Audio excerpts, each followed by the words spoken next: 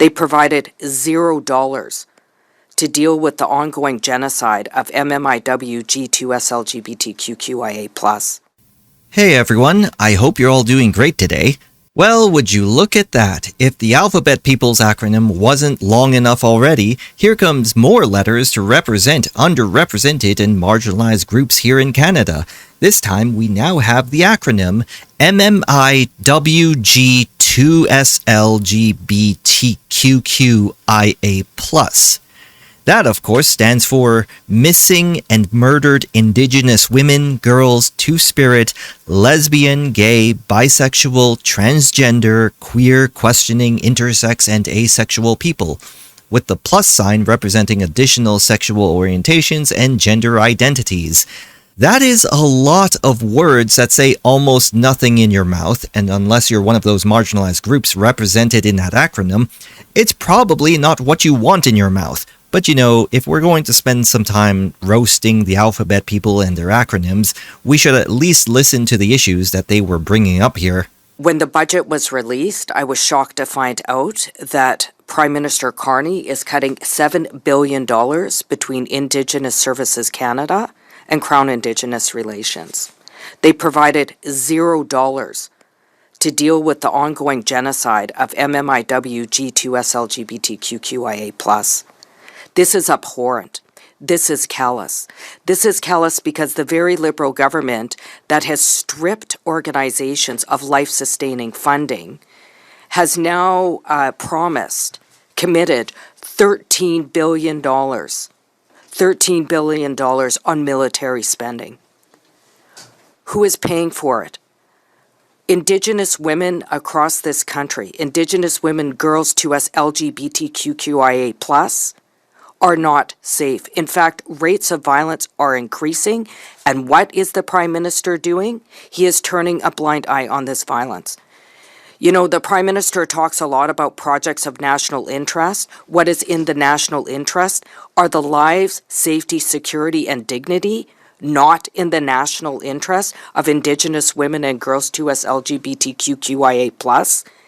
Is the Prime Minister okay having Indigenous women to us LGBTQIA+ family members and organization coming to Parliament begging time and time again to see our humanity? Is he okay with that? Well, clearly, with his behavior the other day, laughing at a woman from Grassy Narrows who is suffering from mercury poisoning, having to beg for an apology, is an example of how this Prime Minister has turned his back on Indigenous peoples, particularly Indigenous women and girls to us LGBTQIA+. And what does that look like?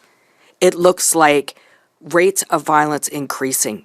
It looks like me representing a riding in this country that was recognized by the former Minister of Crown Indigenous Relations as ground zero of MMIWG.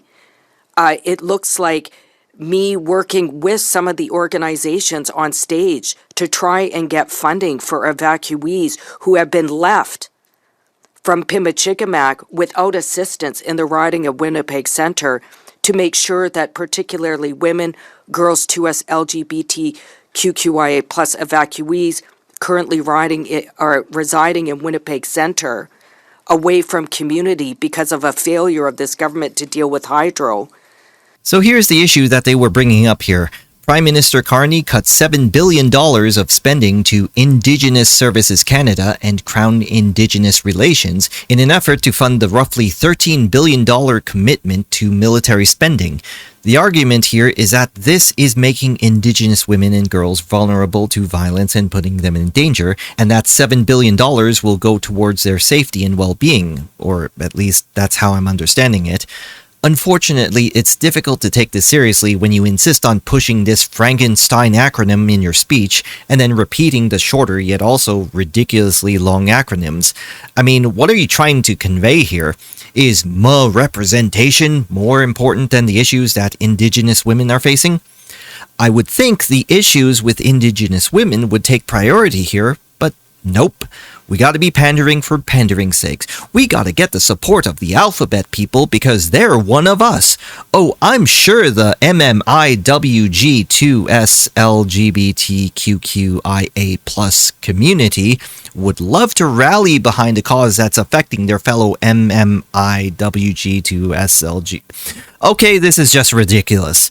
It was amusing the first few times, but it wears out quickly when you have to keep saying MMIW. You get the idea.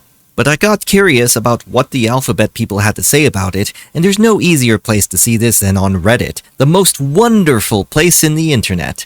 What do they have to say about this new acronym? Using maximalist woke language is so anachronistic now, it's not 2016 to 2020 anymore. Anachronistic meaning outdated or obsolete. Like, provided $0 to deal relating to ongoing violence against Indigenous women and girls, as well as against queer people, to me just sounds like a better oration. It sounds like an alphabet salad and distracts from her actual argument. Funniest response I saw was, "Found my new secure password." And he's right! If it wasn't made public, this would be a really good, really secure password. Yeah, it's not enough to be right. We also need to communicate clearly. Being critical of if we are doing the job effectively is not an attack on our own side.